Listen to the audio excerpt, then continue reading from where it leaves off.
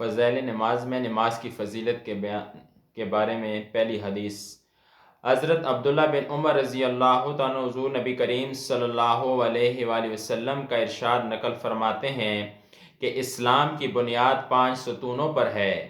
سب سے اول لا الہ الا اللہ محمد رسول اللہ کی گواہی دینا، یعنی اس بات کا اقرار کرنا کہ اللہ کے سوا کوئی معبود نہیں، محمد صلی اللہ علیہ وآلہ وسلم اس کے بندے اور رسول ہیں۔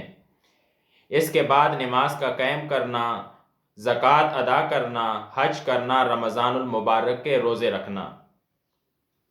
فائدہ: یہ پانچوں چیزیں ایمان کے بڑے اصول اور اہم ارکان ہیں۔ نبی کریم صلی اللہ علیہ وآلہ وسلم نے اس پاک حدیث میں بطور مثال کے اسلام کو ایک خیمہ کے ساتھ تشبیہ دی ہے جو 5 ستونوں پر قائم ہوتا ہے۔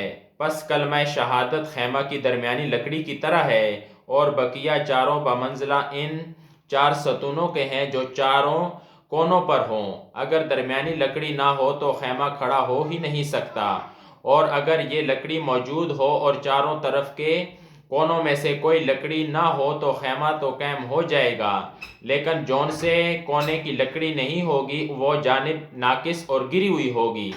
اس پاک ارشاد کے بعد ہم لوگوں کو اپنی حالت پر خود ہی غور کر لینا چاہیے کہ اسلام کے اس خیمہ کو ہم نے کس درجہ تک قائم کر رکھا ہے، اور اسلام کا کون سا رکن ہے جس کو ہم نے پورے طور پر سنبھال کر رکھا ہے۔ اسلام کے یہ پانچوں ارکان نہایت اہم ہیں، حتیٰ کہ اسلام کی بنیاد انہی کو قرار دیا گیا ہے، اور ایک مسلمان کو بحیثیت مسلمان ہونے کے ان سب چیزوں کا اہتمام نہایت ضروری ہے، مگر ایمان کے بعد سب سے اہم چیز نماز ہے۔ حضرت عبداللہ بن مسعود رضی اللہ تعالیٰ عنہ کہتے ہیں کہ میں نے حضور نبی کریم صلی اللہ علیہ وآلہ وسلم سے دریافت کیا کہ اللہ جل شانہ کے یہاں سب سے زیادہ محبوب عمل کون سا ہے؟ ارشاد فرمایا نماز۔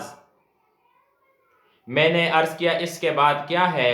ارشاد فرمایا والدین کے ساتھ حسن سلوک۔ میں نے عرض کیا اس کے بعد کون سا ہے؟